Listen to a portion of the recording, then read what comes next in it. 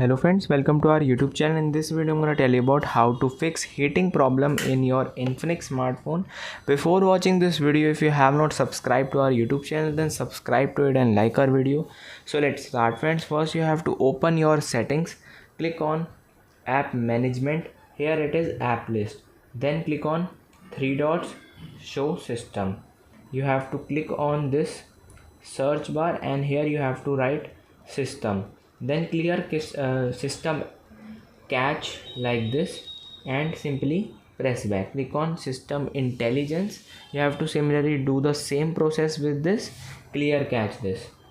Then here it is Android system web view.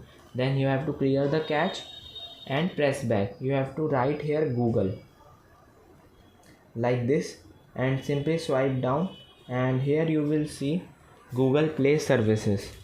Clear cache this and your problem will be solved. I hope you like this video. If you like this video, then subscribe to our YouTube channel for more helpful tips and tricks videos. See you next time.